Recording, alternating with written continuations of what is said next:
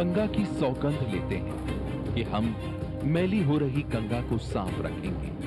हम सौगंध लेते हैं कि गंगा में औद्योगिक कचरा डालने वालों का हम विरोध करेंगे। इसलिए हम सौगंध लेते हैं कि हम गंगा को कभी मरने नहीं देंगे। गंगा की सौगंध क्या कहते हैं 2014 के जांच के नतीजे। जी हां, 5 साल से एबीपी न्यूज ये जांच कर रहा है। हम आपको आज 2014 के जांच के नतीजे बता रहे हैं। हरिद्वार और कानपुर के नतीजे क्या कहते हैं अभी हमने देखे। गंगा की सौगंध मुहिम के तहत SIIR के साथ एबीपी न्यूज ने जो पड़ताल की है उसमें ऋषिकेश की गंगा का पानी ना तो पीने लायक है और ना ही नहाने लायक। यहाँ तक कि इसका इस्तेमाल सिंचाई में भी खतरनाक है। हरिद्वार के नतीजे भी डराने वाले हैं। यहाँ भी पानी ना तो पीने लायक है और ना ही इसमें डुबकी लगाई जा सकती है। खेतों की सिंचाई के लिए भी गंगा जल का इस्तेमाल नहीं किया जा सकता। चमड़ा कारोबार के मशहूर शहर कानपुर में पानी इतना धुंधला और गंदा है कि इसे पिया नहीं जा सकता। हर 100 मिलीमीटर में 2.5 लाख से ज्यादा बैक्टीरिया की मौजूदगी ने ना इसे नहाने लायक छोड़ा है और ना ही सिंचाई लायक। तो ऋषिकेश, हरिद्वार, कानपुर और उसके बाद टेस्ट किया गया इलाहाबाद में, जहां यमुना संगम में मिलती है गंगा से। इलाहाबाद के नतीजे क्या कहते हैं? मिनरल ऑयल जो होना चाहिए 0.01, वो इलाहाबाद में दाखिल होते वक्त 0.5 था और निकलते वक्त 1। एमपीएन कोलिफॉर्म बैक्टीरिया जो होना चाहिए 10 मिलीग्राम 100 मिलीलीटर में, वो निकलते वक्त था 28,000 और दाखिल होते वक्त शहर में था 22,000, यानी 22,000 से बढ़ के 28,000 हो गया। इलाहाबाद में ई कोलाई बैक्टीरिया जो 5 साल से लगातार मिल रहा है, वो दाखिल होते वक्त भी मिला इलाहाबाद में और निकलते वक्त भी मिला इलाहाबाद में ई कोलाई बैक्टीरिया। 2014 के नतीजे आप देख रहे हैं। 2012 में जो एमपीएन कोलिफॉर्म था वो पाया गया था 24 लाख, 2013 में 46,000 और अभी 28,000, यानी इसमें जरूर कमी आई है। लेकिन होना कितना चाहिए? ये 10 mg होना चाहिए, अभी 28,000 mg मिल रहा है। कम हो रहा है लेकिन पानी फेल है, क्योंकि पीने लायक नहीं है, नहाने लायक नहीं है, खेती लायक नहीं है, बीमारियां दे सकता है गंगा जल, ये कह रही है गंगा जल की रिपोर्ट इलाहाबाद से। तो क्या 3 दिक्कतें हैं इलाहाबाद में? इलाहाबाद में क्यों मैली है गंगा? गंगा नदी का प्रवाह कम होने की वजह से तट से दूर जा रही है गंगा। प्रदूषण नियंत्रण बोर्ड के मुताबिक हर रोज 20 करोड़ लीटर गंदगी में से 11 करोड़ लीटर सीवेज सीधे गंगा में गिर रहा है। निजी ठेके पर शहर की सफाई होती है, लेकिन पैसे की कमी की समस्या है। ये 3 दिक्कतें। रविकांत मौजूद हैं इलाहाबाद में। रविकांत, देखा आपने इलाहाबाद की रिपोर्ट?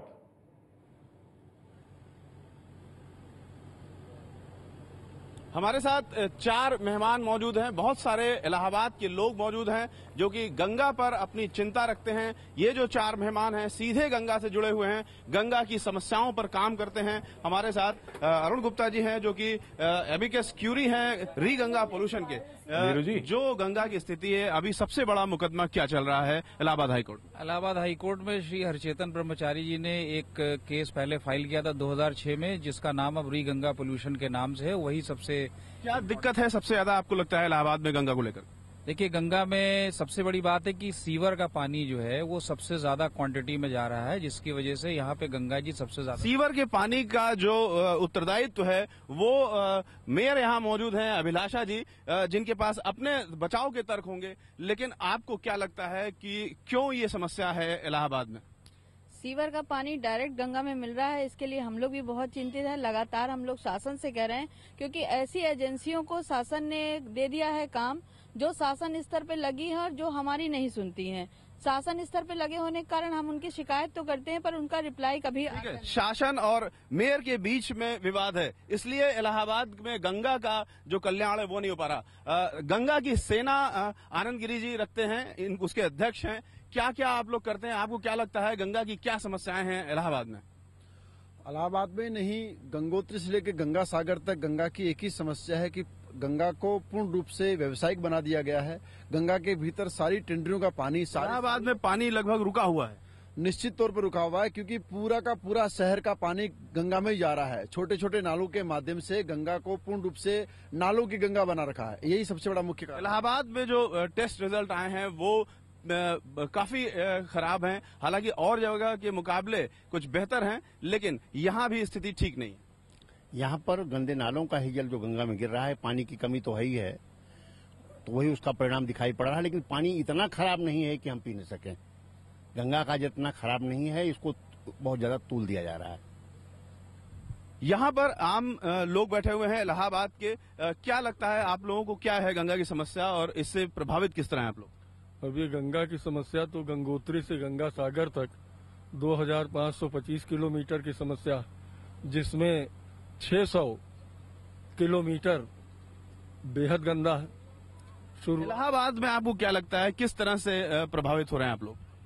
बुरी तरह से प्रभावित हो रहे हैं इस संगम नगरी में हम लोग। पर मुख्य समस्या लगती है जो गंगा सफाई योजना है, उनके कैबिन में प्रदूषण का जो भ्रष्टाचार व्याप्त है और जो निगरानी में भ्रष्टाचार जो है, उसकी वजह से जो है गंगा की जो है सफाई योजनाओं में भ्रष्टाचारी का बोलबाला है। और हाई कोर्ट के निर्देशों के बावजूद भी किसी प्रकार का जो है उस कार्यों गंगा आस्था से भी जुड़ी हुई है। बहुत सारे लोग हैं जो आस्था रखते हैं। इलाहाबाद में महाकुंभ लगता है, माघ मेला हर साल लगता है। किस तरह से आस्थाएं आप लोगों की और तकलीफ होती है देख करके?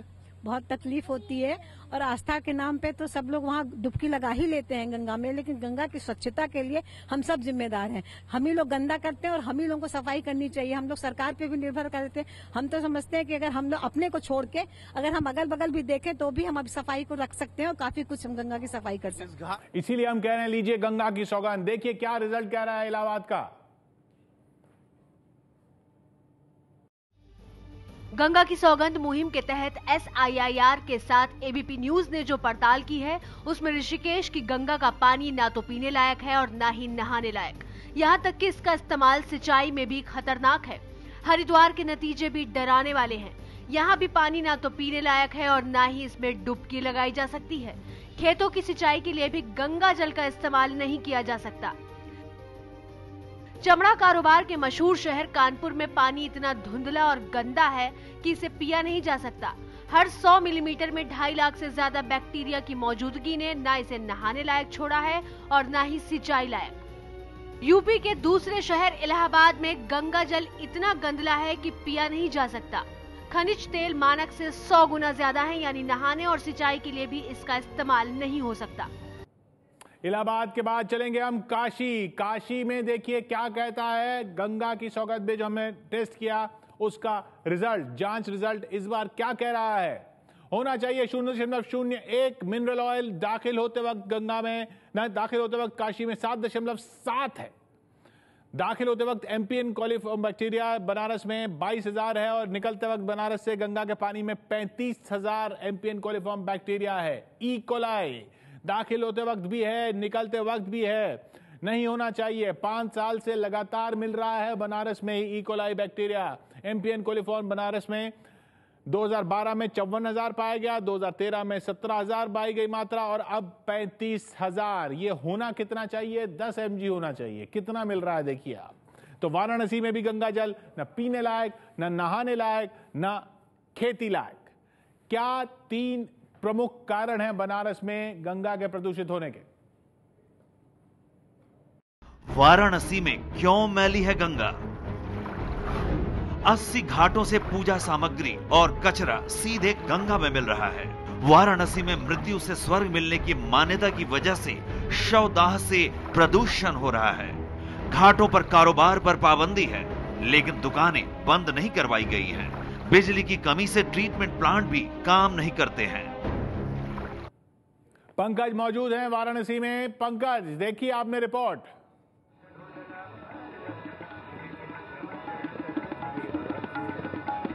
किशोर, बनारस कह लें या वाराणसी या फिर काशी कह लें, और अब तो वैसे भी ये प्रधानमंत्री नरेंद्र मोदी का संसदीय क्षेत्र हो गया है। और गंगा जल की हालत ये है कि पिछले साल के मुकाबले भी यहाँ ज्यादा प्रदूषित हो रही है। हमारे साथ खास मेहमान है, मेरी तरफ है स्वामी अभिमुक्तेश्वरानंद जी, जो गंगा के लिए लड़ते जीते रहे हैं। साथ ही गंगा रिवर बेसिन अथॉरिटी के मेंबर प्रोफेसर BD त्रिपाठी हैं, और साथ ही यहाँ के मेयर थे जो बीजेपी के राम कुमार मोइले, लेकिन ऐन वक्त पर वो निकल लिए।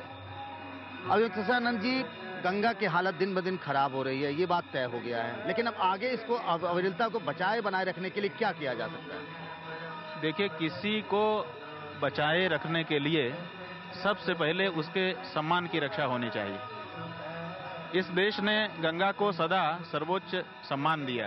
वो तो आज भी लोग माँ मानते हैं। जब गंगा धरती पर आई तो भगवान शिव ने उसको मस्तक पे धारण किया, सम्मान दिया।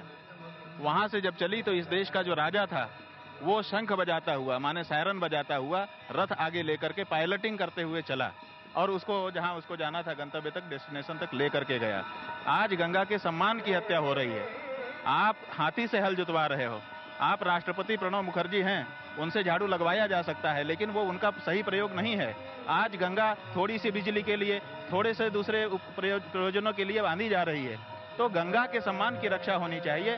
गंगा के सम्मान की अगर रक्षा होगी, अगर उसकी अविरल धारा कर दी गई तो गंगा की रक्षा हो सकती है। आप कह रहे हैं कि बांध नहीं बनने चाहिए और पावर प्लांट नहीं होने चाहिए? नहीं, हम ये नहीं कह रहे हैं। हम ये कह रहे हैं कि गंगा भी होनी चाहिए और गंगा जब रहेगी तब बाकी सब कुछ हो सकता है, लेकिन गंगा नहीं रहेगी तो आप कुछ नहीं कर सकते हो। इसलिए सबसे जरूरी जो काम है वो गंगा के सम्मान की रक्षा है। गंगा की धारा जब चले तो उसको रोकने वाली कोई भी दीवार हमको स्वीकार नहीं है। स्वामी जी कह रहे हैं कि अविरलता बनाए। त्रिपाठी साहब ये बताइए कि गंगा को राष्ट्रीय नदी घोषित किया गया, एक अथॉरिटी बनाई गई, आप उसके खुद सदस्य हैं, फिर भी हालात दिनों दिन खराब हो रहे हैं। हालात कैसे संभलेंगे? देखिए, गंगा को राष्ट्रीय नदी घोषित जरूर कर दिया गया 2008 में, लेकिन आज तक गंगा को क्या राष्ट्रीय स्वरूप प्राप्त हुआ है? गंगा को भारत की गंगा न कह करके वास्तविकता ये है कि हम उत्तराखंड की गंगा, उत्तर प्रदेश की गंगा, बिहार की, झारखंड की और पश्चिम बंगाल की गंगा कहते हैं, क्योंकि जो हमारा कानून कहता है उसके तहत इन प्रदेशों का अधिकार है गंगा के ऊपर। इसलिए केंद्र सरकार मात्र 70% फंड देने के बाद 30% फंड देने के लिए जो है प्रोजेक्ट चलाने के लिए सरकारों को कहती है, प्रदेश सरकारों को, और उसके बाद केंद्र सरकार कहने का मतलब है केंद्र और राज्य सरकार के बीच समन्वय न होने की वजह से गंगा की स्थिति खराब हो रही है। एकदम समन्वय नहीं है, और इस चीज को मैं पिछले 42 वर्षों के अनुभव के आधार पर कह रहा हूं कि राष्ट्रीय नदी घोषित करने से ही काम नहीं चलेगा, क्योंकि गंगा की जो मुख्य समस्या है आज प्रदूषण से बढ़ करके उसके अविरलता की समस्या आ गई है। गंगा में निरंतर पानी कम होता चला जा रहा है, वो उथली होती जो पानी है वो भी तो खराब हो रहा है। नहीं, पानी प्रदूषित हो रहा है, तो जब गंगा में पानी कम होगा तो थोड़ा भी प्रदूषकों को डालेंगे तो उसकी इंटेंसिटी बढ़ जाएगी, लाजमी है। और यही कारण है कि 1500 करोड़ रुपया गैप वन में हमने खर्च किया, 2600 करोड़ रुपया NGRDA का हमने लेकर के हम खर्च कर रहे हैं। लेकिन जब प्रदूषण का स्तर नापा जाता है तो वो हमको जो है BOD हाई मिलता है, DO कम मिलता है। क्यों? इसका सबसे बड़ा कारण है कि गंगा में पानी कम हो रहा है, इसकी जो डाइल्यूशन क्षमता है वह गिरती चली जा रही है, और यदि यही स्थिति रही तो आगे आने वाले दिनों में गंगा में पानी बहेगा कि नहीं बहेगा, विचारणीय प्रश्न यह है। स्वामी जी, आप कह रहे थे सम्मान की बात, तो पीछे तो आरती हो रही है, सम्मान हो रहा है हर जगह। अब तो हावड़ा तक में गंगा आरती, पटना तक में गंगा आरती शुरू हो गई है, लेकिन फिर भी ऐसी क्यों? नहीं, ये आरती जो हो रही है ये एक प्रतीक है। ये गंगा के उन भक्तों के द्वारा किया जा रहा प्रतीक प्रदर्शन है कि हम गंगा को इतना मानते हैं, लेकिन ये मजबूर हैं, ये इससे आरती से ज्यादा कर नहीं सकते। जो कर सकते हैं वो कर नहीं रहे हैं।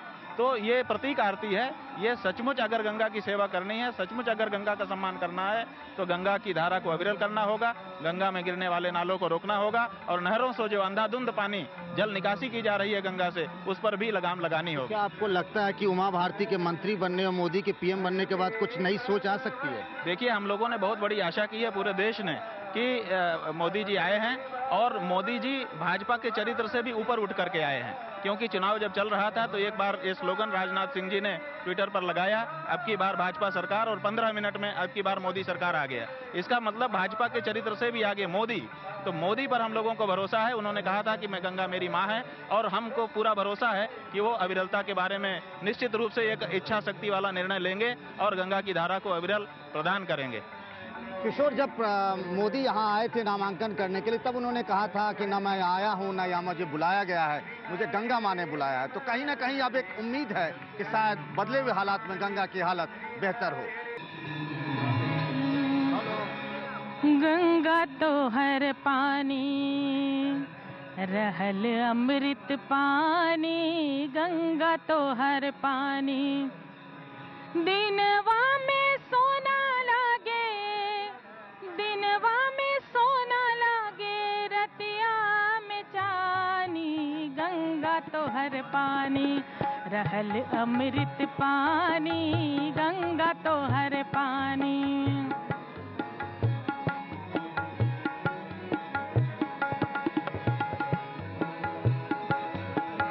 कौनो राजा तप में जिनगिया जराई के, कौनो राजा तप में जिनगिया जराई के, बड़ा सुख पौलस तोह काली आई के, बड़ा सुख पौलस तोह काली आई के।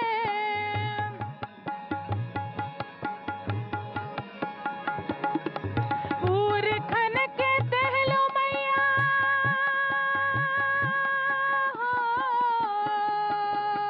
पूरखन को तेलो मैया के जीन गानी, गंगा तो हर पानी, रहल अमृत पानी, गंगा तो हर पानी, रहल अमृत पानी, गंगा तो हर पानी।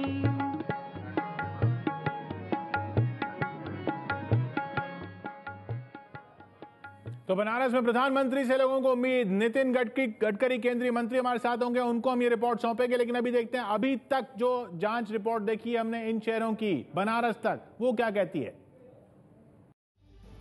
गंगा की सौगंध मुहिम के तहत SIIR के साथ ABP न्यूज ने जो पड़ताल की है, उसमें ऋषिकेश की गंगा का पानी ना तो पीने लायक है और ना ही नहाने लायक। यहाँ तक कि इसका इस्तेमाल सिंचाई में भी खतरनाक है। हरिद्वार के नतीजे भी डराने वाले हैं। यहाँ भी पानी ना तो पीने लायक है और ना ही इसमें डुबकी लगाई जा सकती है। खेतों की सिंचाई के लिए भी गंगा जल का इस्तेमाल नहीं किया जा सकता। चमड़ा कारोबार के मशहूर शहर कानपुर में पानी इतना धुंधला और गंदा है कि इसे पिया नहीं जा सकता। हर 100 मिलीमीटर में 2.5 लाख से ज्यादा बैक्टीरिया की मौजूदगी ने ना इसे नहाने लायक छोड़ा है और ना ही सिंचाई लायक। यूपी के दूसरे शहर इलाहाबाद में गंगा जल इतना गंदला है कि पिया नहीं जा सकता। खनिज तेल मानक से 100 गुना ज्यादा है, यानी नहाने और सिंचाई के लिए भी इसका इस्तेमाल नहीं हो सकता। गंगा में 3/4 प्रदूषण का जिम्मेदार है यूपी। ऐसे में वाराणसी में 100 मिलीमीटर में 35,000 कोलीफॉर्म और इकोलाई की मौजूदगी ने इसे भी कर दिया है फेल। पीने, नहाने और सिंचाई के मानकों को पूरा नहीं करती बनारस की गंगा। इसके बाद बिहार, पटना और फिर हावड़ा, वहां पर ये टेस्ट किए गए। पटना का नतीजा क्या कहता है? पटना में गंगा जल की स्थिति क्या है? मिनरल ऑयल पटना में होना चाहिए 0.01, निकला 1 mg। MPN test 5.5 lakh, 5.5 lakh जो 10 mg होना चाहिए। ई कोलाई भी मौजूद है और फीकल कोलिफॉर्म भी मौजूद है 18,000 की मात्रा में। तो नतीजा पटना का कि पानी पीने लायक नहीं है, नहाने लायक नहीं है, खेती लायक नहीं है, मछलियों तक के लिए ठीक नहीं है पटना का गंगा जल। पटना के बाद हावड़ा का नतीजा क्या कहता है?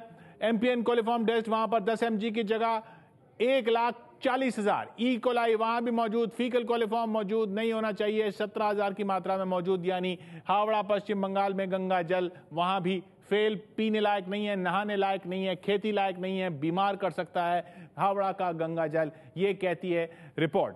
पटना की दिक्कतें क्या हैं? पटना में क्यों मैली है गंगा? पटना में 3 ट्रीटमेंट प्लांट हैं जो ठीक से काम नहीं कर रहे हैं। पटना में हर रोज 25 करोड़ लीटर गंदगी निकलती है जिसका ट्रीटमेंट नहीं हो पाता है। पशुओं के शव गंगा में डालने पर अदालती रोक का पालन नहीं हो रहा। पटना में प्रकाश हमारे साथ मौजूद हैं। प्रकाश, देखा आपने पटना का रिजल्ट?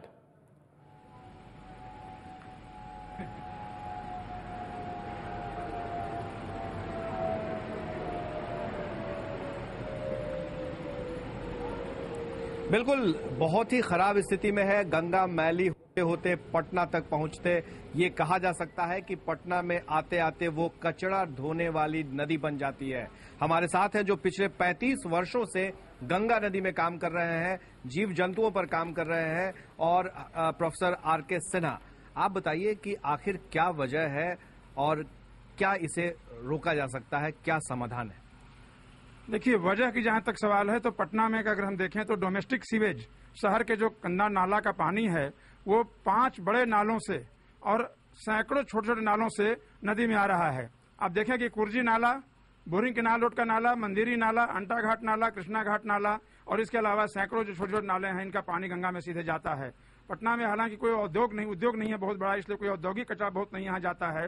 लेकिन इसके अलावा अगर आप देखें तो गंगा के किनारा, जो कि लगभग 20 किलोमीटर लंबा गंगा का किनारा है पटना में, वहां लोगों ने ओपन डिफिकेशन, जिसको हम कह सकते हैं कि खुले में मल त्याग, उसके अलावा कपड़ा धोने के लिए धोबी घाट, जानवरों को धोने के लिए, और अध जले मुर्दा को या मरे हुए जानवरों को या बिना जलाए हुए मुर्दा को नदी में फेंकने के कारण गंगा में इतनी बुरी स्थिति हो गई है कि जहां बैक्टीरिया का लोड 500 होना चाहिए फीकल कोलीफॉर्म का, वो 50,000 से ज्यादा है।